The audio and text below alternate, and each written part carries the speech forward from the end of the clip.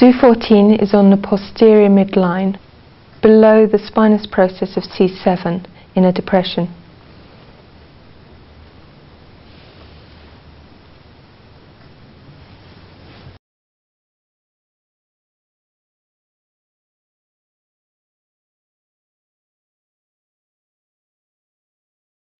Bladder 11 is 1.5 cm lateral to the posterior midline, below the spinous process of T1. Going to find the inferior border of T1 and come directly lateral to it on the height of the paraspinal muscle.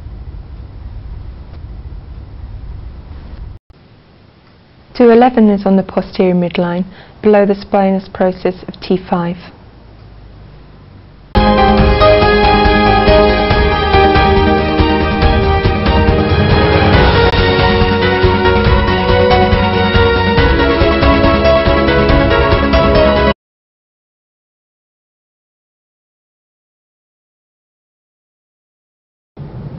Small intestine 15 is located 2 cm lateral to the inferior border of C7.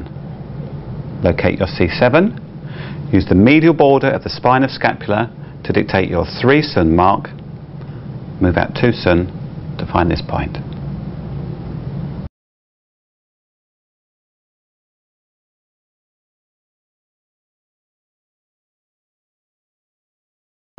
Gall Bladder 21 is located midway between Do14 at the base of C7 and the lateral extremity of the acromion process, but at the crest of the trapezius muscle. To find the crest of the muscle, it may be necessary to dip down slightly to make sure you get the highest part. This point forms a line with Sanjar 15 and small intestine 13. Gall Bladder 21.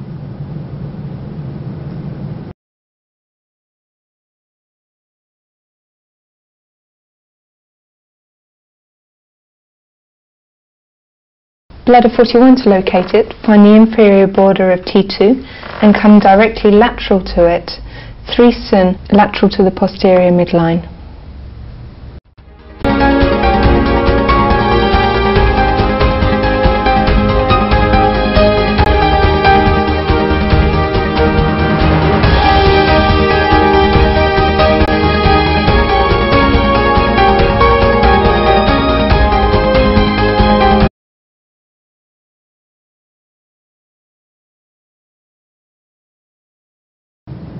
Large intestine 4, you're going to find the length of the second metacarpal bone.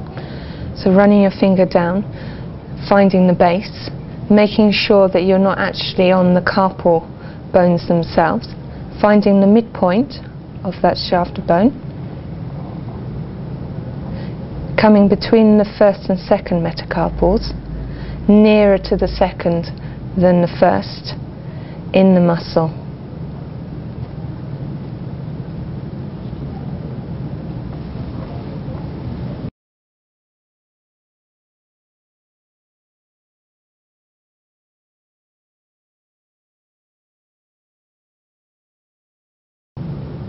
Large intestine 11 is located at the midpoint between lung 5 and the prominence of the lateral epicondyle of the humerus. Typically, this is at the end of the transverse cubital crease when the arm is fully flexed.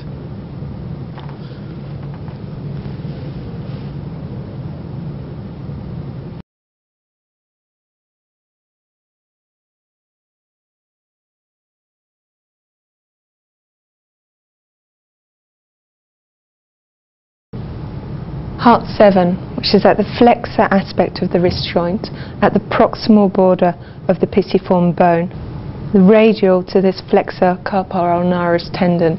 In order to bring this tendon into relief, if you get the patient to put their thumb and their little finger together, that will bring that tendon up. And just relax. Articulate the wrist and pop your point in.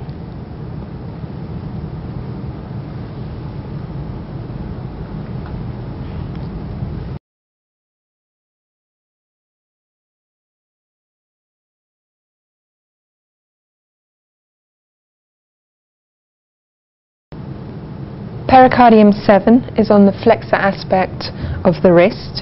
It's level with heart 7 and between two tendons, palmaris longus and flexor carpal radialis.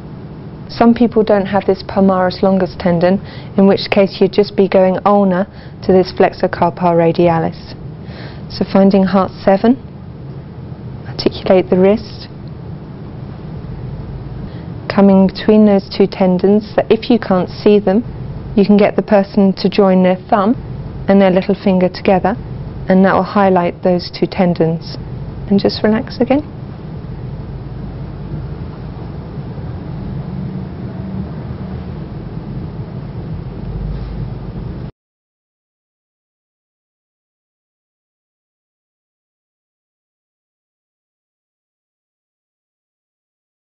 Pericardium 6 is on the flexor aspect of the forearm.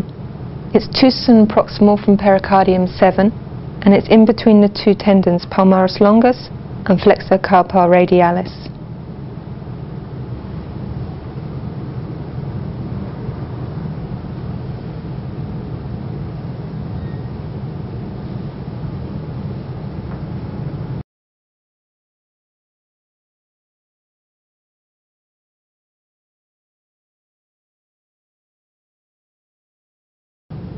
Stomach 36 is located approximately 13 cm superior to the prominence of the lateral malleolus on the anterior border of tibialis anterior. The easiest way to find it is to palpate down the tibial tuberosity. Find the base of the tibial tuberosity and move slightly laterally until you fall into a nice dip on the anterior border of tibialis anterior. This point is also 3 cm inferior to the inferior border of the patella.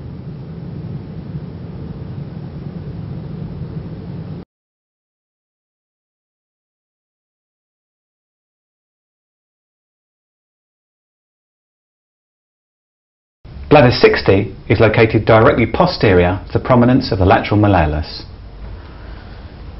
It lies in the deepest dip between the posterior border of the malleolus and the anterior border of the tendocalcaneus.